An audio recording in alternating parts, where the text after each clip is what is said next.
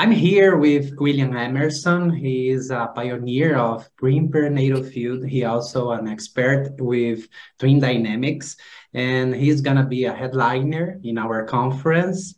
And it's always such a pleasure being with you, Dr. Emerson. And would you like to say something about yourself or about your presentation? Yeah, I'd love to. Thanks, Manuel.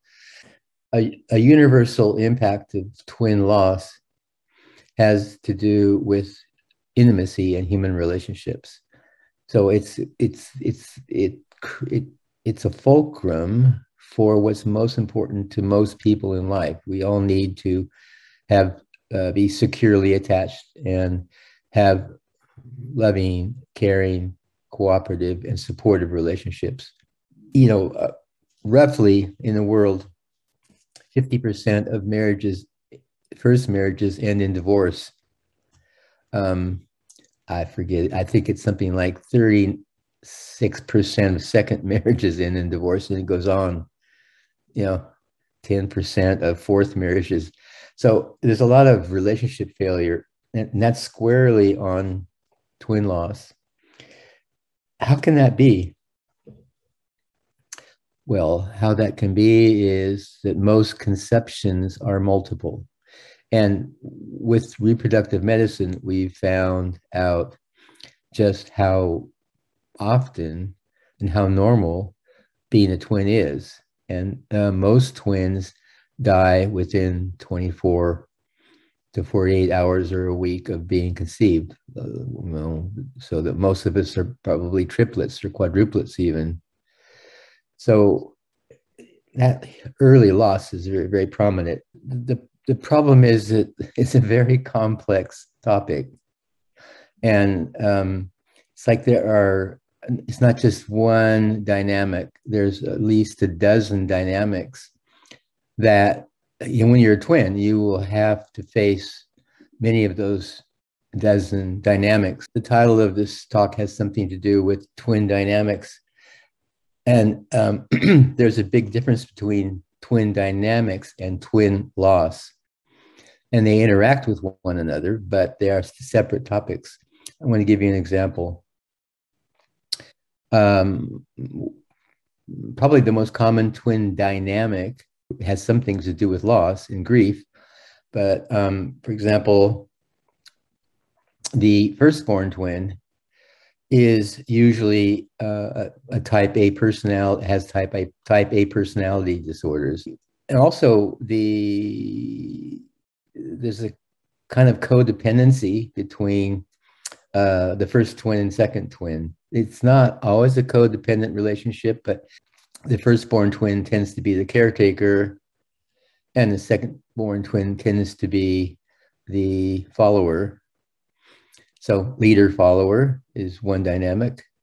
Another interesting dynamic is that the firstborn twin has to work really hard, and he paves the way. And he's the one that his head gets compressed. He's the one that stretches the cervix and helps it to dilate. And he's a worker again. And because he paved the way, firstborn twin tends to have more cortisol.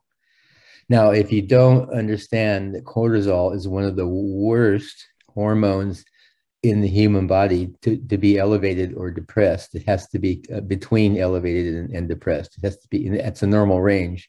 So cortisol has highly negative impacts on intelligence, social intelligence, creativity, intimacy. Oh, I could go on.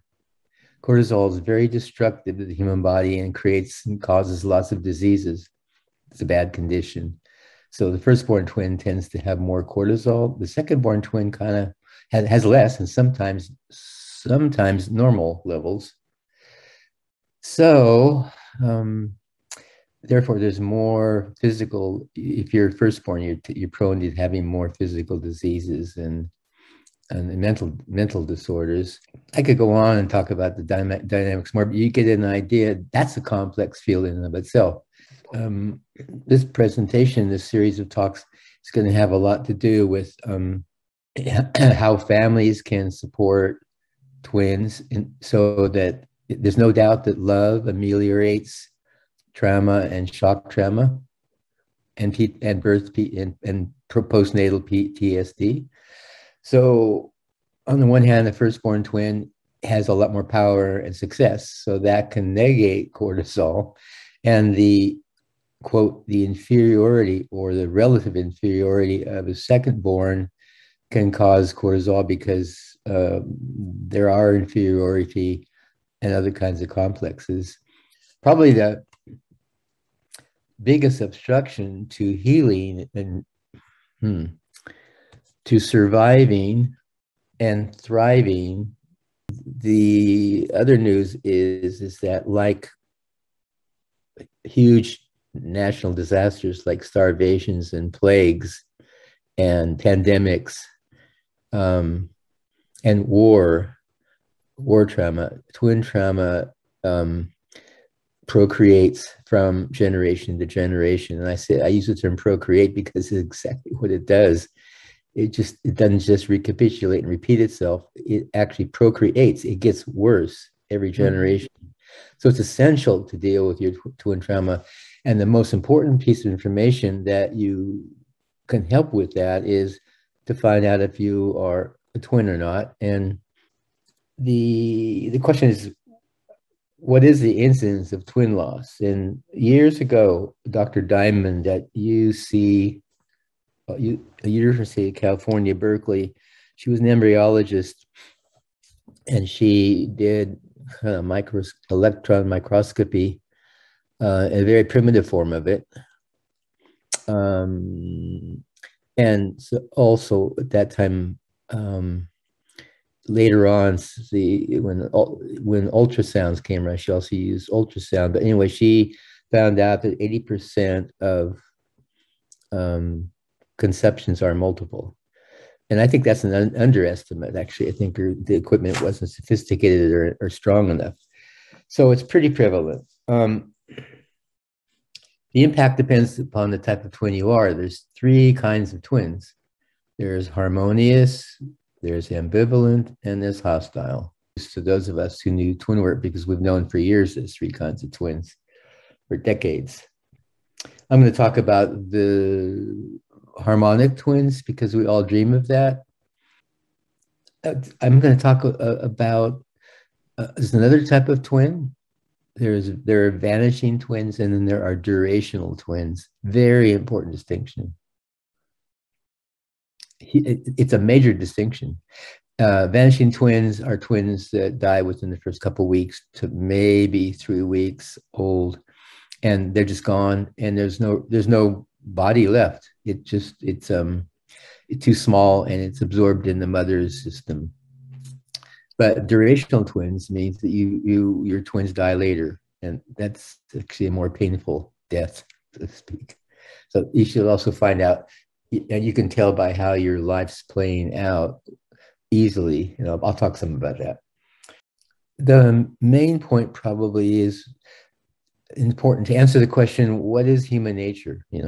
And the truth is, we are all children of God. We come from the divine. We're spiritual beings.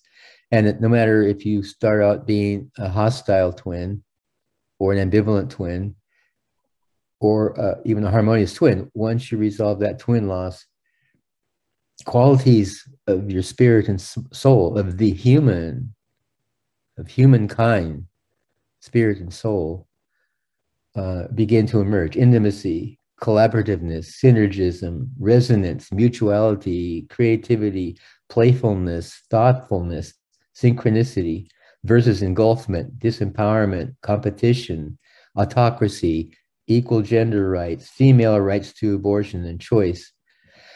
All these qualities begin to spontaneously emerge. I was totally surprised to find that out. I discovered that some 20 years ago. So I think that's a good outline of the structure of the talk I'm looking forward to presenting.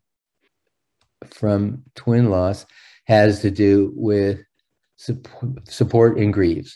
Kate White's going to talk a lot about support and how that can work. And Manuel Augusto is going to talk about the grieving process in more depth. I'm really looking forward to hearing his presentation. He's a great speaker and a wonderful personality. So this should be fun. Take two. Thank you for listening. I'm looking forward to seeing you and being with you. Thank you, William. It's going to be a pleasure to be with you in our conference. I'm looking forward for your lecture, your presence, and all the gifts you bring with yourself. It's going to be great. I'm looking forward.